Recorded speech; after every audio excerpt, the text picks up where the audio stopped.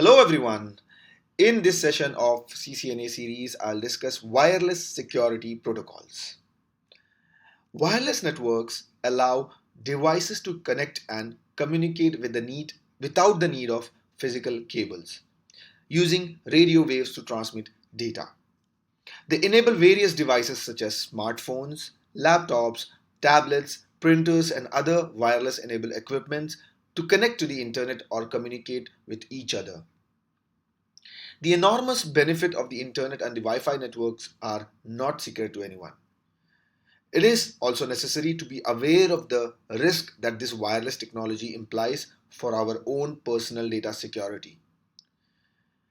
Wireless networks are inherently more vulnerable to attacks than wired networks because they broadcast data over the air. So, without proper security measures, sensitive information can be easily intercepted, and unauthorized users can gain access to the network. Let's look at some of the common threats to wireless networks, starting with eavesdropping. Here, unauthorized users intercept and read transmitted data. Then we have unauthorized access, where attackers gain access to the network, potentially leading to the data breaches and network disruptions.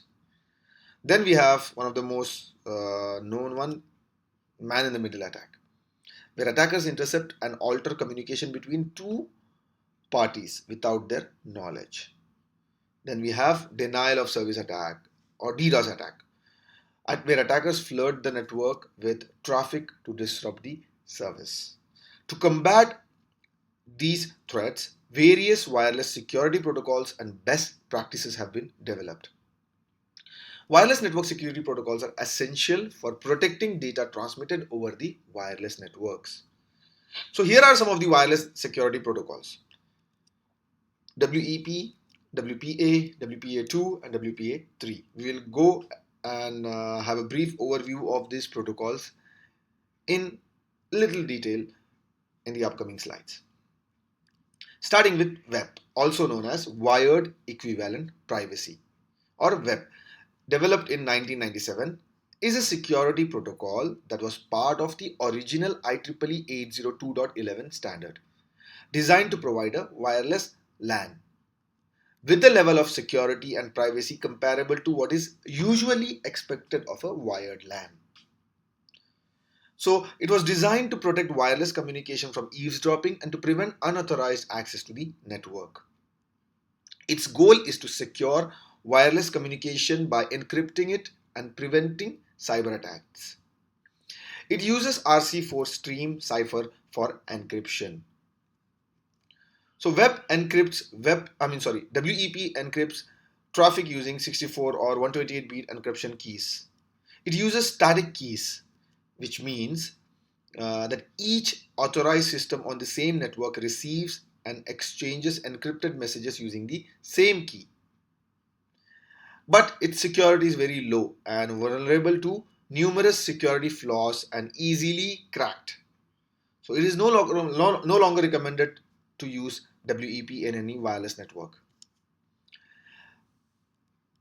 And due to that, there was another protocol developed to combat this vulnerability and stuffs, that is known as WPA, also known as Wi-Fi Protected Access, introduced by the Wi-Fi Alliance, which is responsible for standardizing these protocols.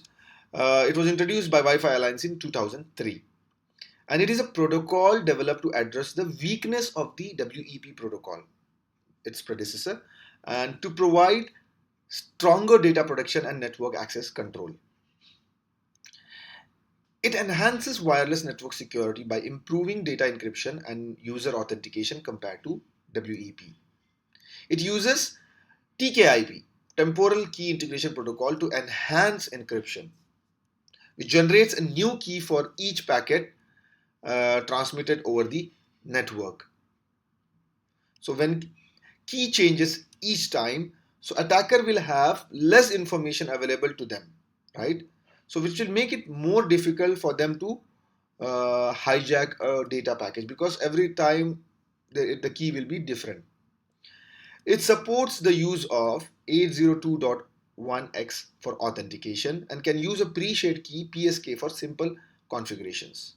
However, despite these security upgrades, hackers found a way to exploit WPA, which led to the WPA2. WPA2, again known as the Wi-Fi Protected Access, it is just a second version, introduced in 2004, again by Wi-Fi Alliance. It is an improved version of the WPA wireless security protocol. It is most widely used wireless security standard, and WPA2 uses AES, also known as Advanced Encryption Standard, and CCMP, counter mode with cipher block chaining message authentication code protocol for robust encryption.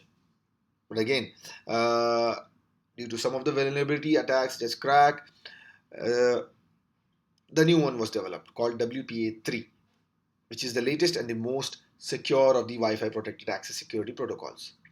Launched in 2018, provides greater encryption and protection.